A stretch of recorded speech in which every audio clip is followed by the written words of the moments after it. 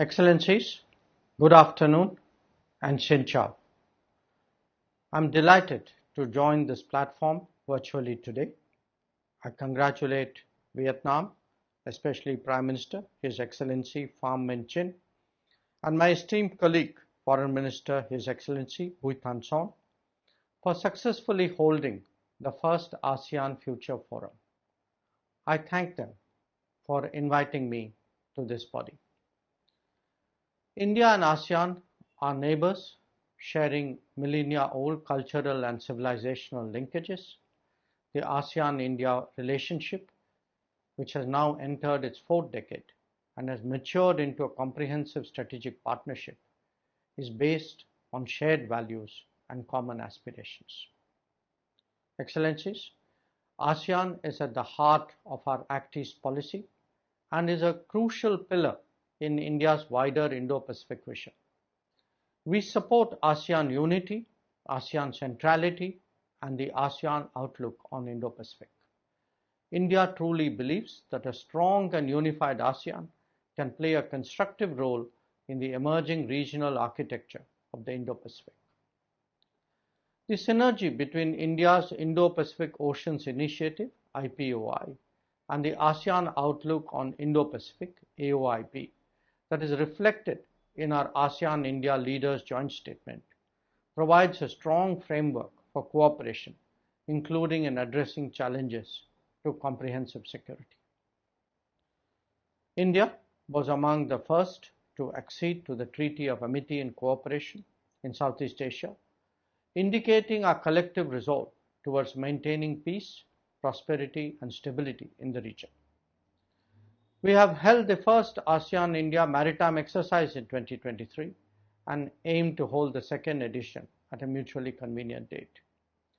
Our recent operations in the Red Sea have rendered protection and support and evacuation of crew, including of ASEAN member states. As a net security provider and a first responder, India's initiative of security and growth for all in the region, SAGAR, is aimed at contributing towards peace and stability in the region. Friends, it is vital that freedom of navigation and overflight and unimpeded commerce are respected and facilitated by all. The 1982 UN Convention on the Laws of Seas provides a comprehensive legal framework and serves as the constitution of the seas, one within which all activities in the oceans and seas must be carried out. Upholding the UNCLOS is a common and collective endeavor, besides our efforts towards mitigation, adaptation, and response capacities to deal with the impact of climate change and disasters, and global challenges such as transnational crimes, terrorism, cyber attacks, human trafficking, and health and food security. The digital era and increasing use of artificial intelligence have resulted in a premium being put on trust and transparency, affecting our concept of security. There is a growing recognition globally that over-concentration of manufacturing and technology is creating both supply-side risks as well as the possibility of leveraging by some in the wake of natural calamities. We all had experienced this during the COVID pandemic, and all of us have learned important lessons from it. We must strive towards diverse, secure, transparent, and resilient supply chains. India and ASEAN member states are also working together under various sub-regional mechanisms, namely the Mekong-Ganga Cooperation, the Indonesia-Malaysia-Thailand Growth Triangle, and the BIMSTEC.